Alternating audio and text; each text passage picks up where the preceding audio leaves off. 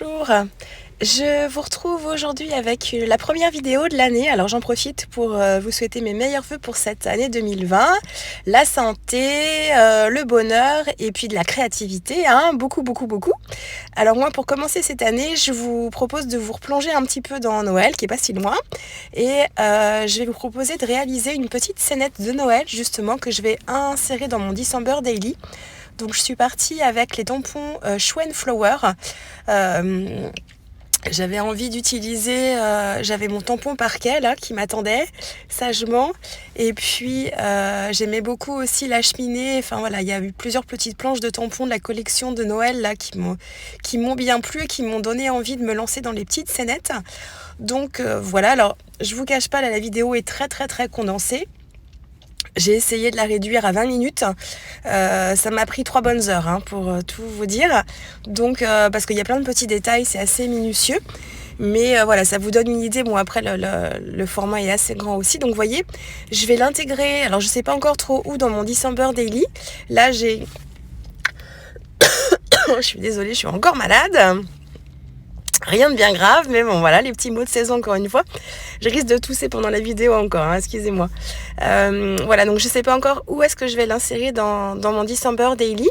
Alors, point d'étape December Daily me concernant, j'ai mes photos, imprimé mes photos et placé mes photos jusqu'au 23 décembre. Moi, je vais jusqu'au 25. Donc voilà, il me reste 2 grosses journées en fait, le 24 et le 25 à imprimer. Et puis en embellissement, c'est pareil. Je suis pareil. Non, c'est pas pareil. C'est que j'en suis encore moins. Je suis encore moins loin dans l'achèvement. Mais voilà, je vais faire ça petit à petit. Donc, revenons à nos moutons. Là, je me prépare mon papier. Donc, je suis partie sur un papier aquarelle. C'est mon petit Fabriano chouchou là. Donc, qu'est-ce que j'ai fait comme format? Je sais plus trop. Je voulais l'intégrer directement dans mon December Daily, donc pas forcément le mettre dans une pochette plastique. Du coup, je crois qu'en pouce, j'ai dû partir sur un format 8,5 par 6,5, je crois. Un peu plus grand que le format des pochettes pleine page de mon album là. Voilà, je vais l'insérer directement. Je ferai des trous et puis je le mettrai directement dedans. Donc je commence par placer ma cheminée parce que ce sera l'élément central de ma petite scénette.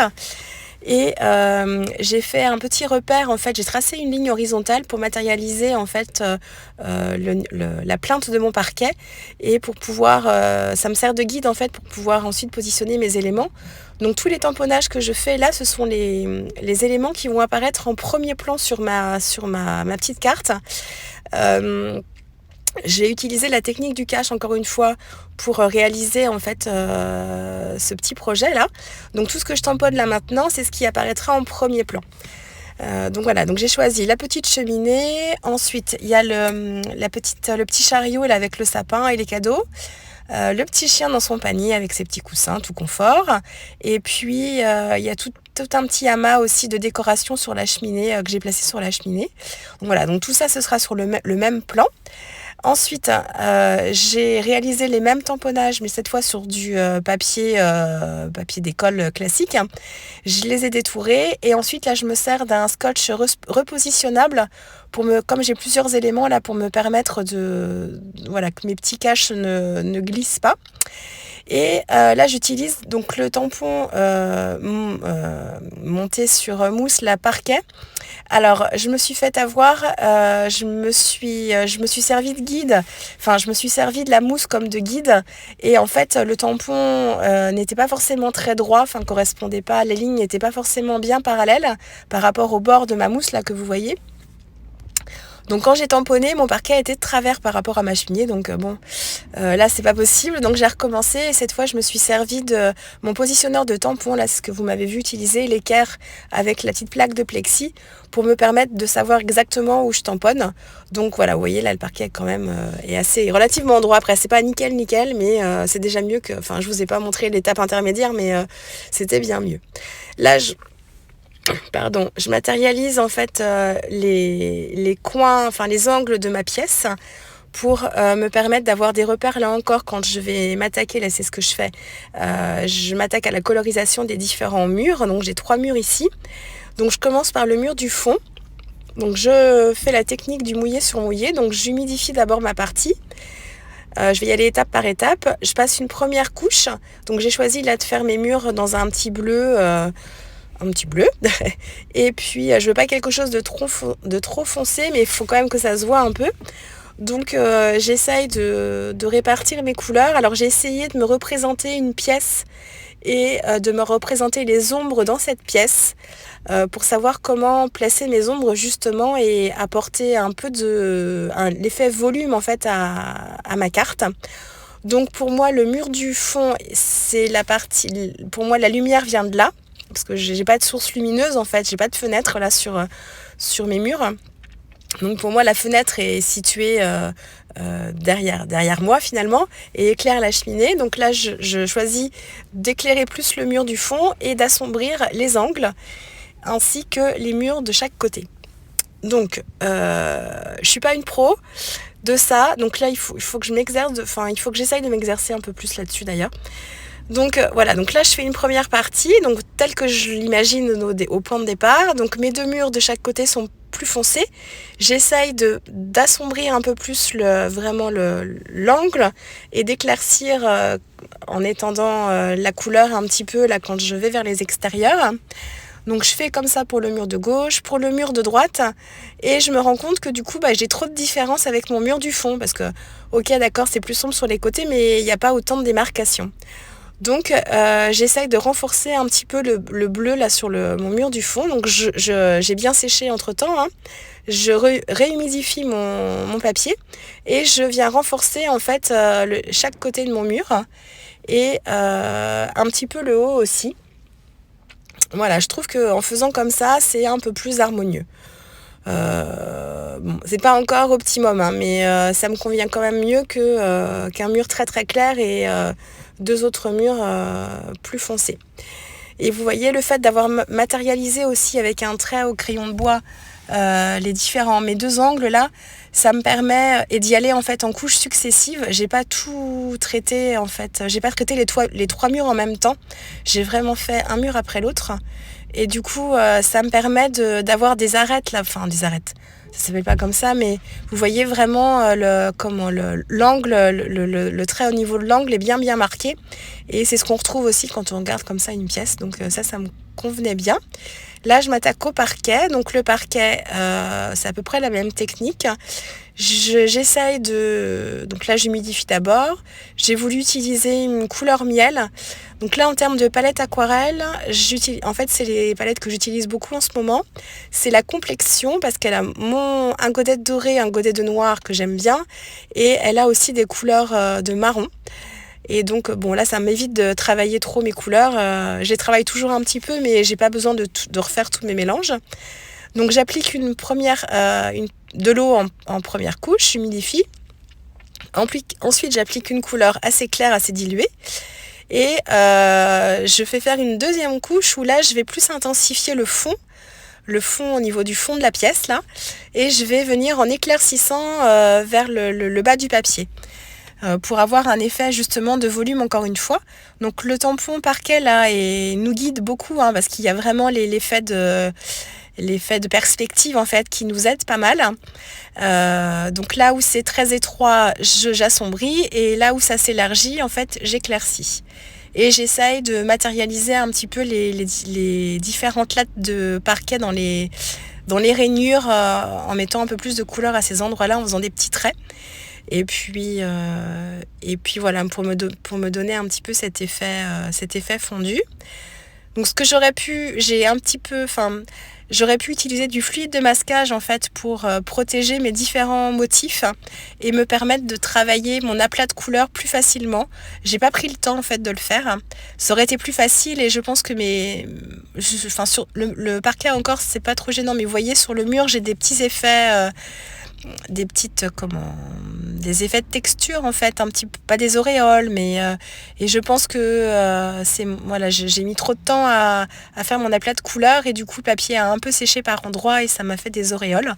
Ça me gêne pas spécialement, mais ça aurait été plus joli, je pense encore, si j'avais utilisé le fluide de masquage pour me permettre d'aller un peu plus vite. Mais bon, là, je vous ai dit déjà 3 heures de temps pour ça. Voilà, c'était pour moi, c'est déjà bien.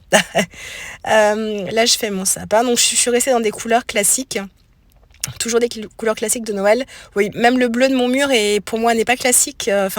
Mon December Daily, il n'y a pas forcément beaucoup de bleu. C'est beaucoup de. J'ai des couleurs neutres comme voilà, j'ai du gris, du beige, mais après j'ai le vert, le rouge, très typique de Noël avec les dorés en plus. Donc voilà, donc le bleu rajoute une petite couleur en plus, mais bon, j'avais du mal à trouver autre chose.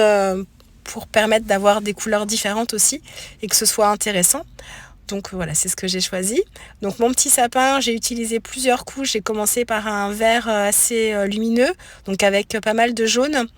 Et ensuite, je suis venue travailler avec une couleur plus foncée. J'ai séché et je suis venue terminer avec une couleur de vert un peu plus foncé encore en matérialisant un petit peu, en faisant des petits coups de pinceau pour apporter quelques effets de relief dans le sapin pour pas qu'il soit tout plat en fait. Donc là c'est pareil, il n'y a pas trop de besoin de savoir dessiner, c'est des petits coups de pinceau en descendant, voilà, pour apporter quelques effets de relief. Et la cheminée, je voulais en fait que le plateau de la cheminée soit un petit peu plus foncé que le reste. Donc j'ai fait une première couche très claire au début, sur tout l'ensemble, et ensuite je suis venue retravailler le plateau de la cheminée, j'ai fait une deuxième couche un petit peu plus foncée.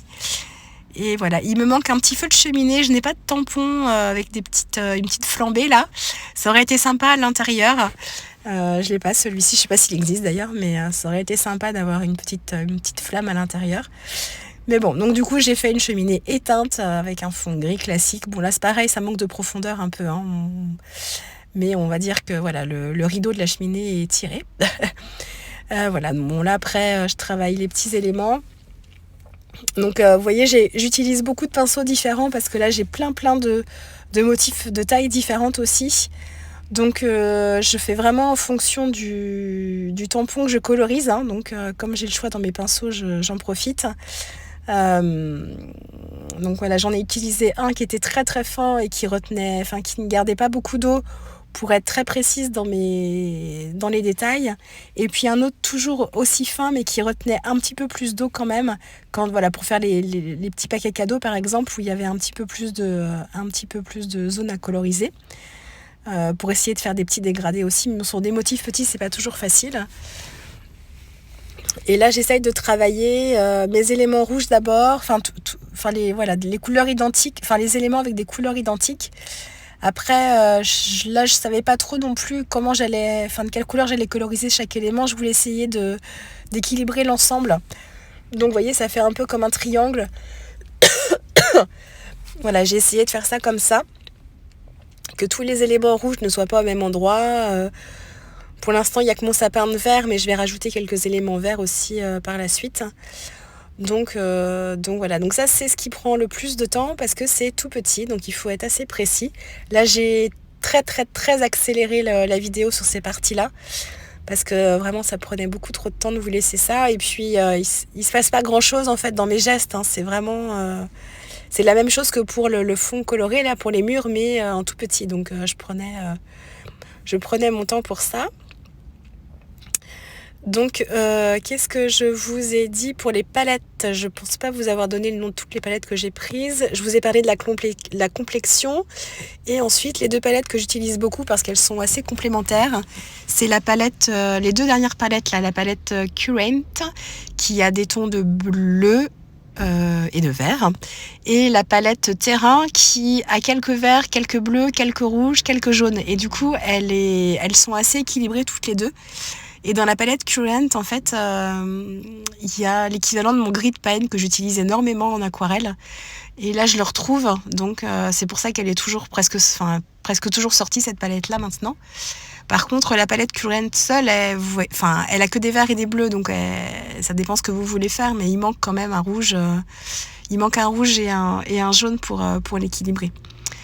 Donc voilà, là j'arrive à la fin de la colorisation de mes petits éléments là qui sont directement en fait en aplat sur la carte. J'ai utilisé pour faire les petits rubans, pour faire les cadres, j'ai utilisé le doré de la palette Complexion. Et là, pour les petits branchages, je voulais un petit peu de paillettes. Donc j'utilise une petite bouteille de colle pailleté rouge pour matérialiser mes petites boules. C'est du hou, je ne sais pas, ou des petites baies, voilà, pour apporter un petit peu de bling bling. Et puis sur mon petit sapin, j'ai rajouté avec mon Posca doré des petites boules justement or, et j'ai rajouté une petite étoile aussi juste au-dessus. Et là, je viens en fait créer mes éléments qui viendront se coller par-dessus pour apporter un petit peu d'effet 3D à ma carte. Donc j'ai des éléments qui vont être collés sans volume, il y aura juste le volume du papier. Et puis d'autres éléments qui vont être montés sur de la mousse 3D, comme les chaussettes par exemple. Donc là je suis en train de faire une petite série de 3 chaussettes. Donc j'ai repris le combo de couleurs. Donc j'ai une chaussette verte, une chaussette rouge et une chaussette grise, si je me rappelle bien, voilà. Le motif est tout petit et il y a des détails.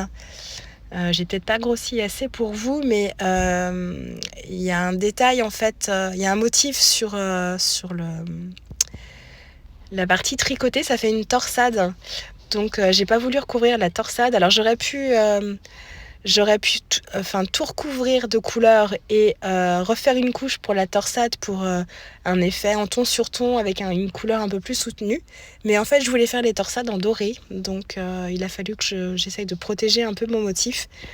Même si l'aquarelle dorée de la palette Prima, elle est assez opaque. Donc quand on la dilue pas beaucoup, quand on la prend assez épaisse, peu diluée directement dans le godet, on arrive à faire un effet assez opaque.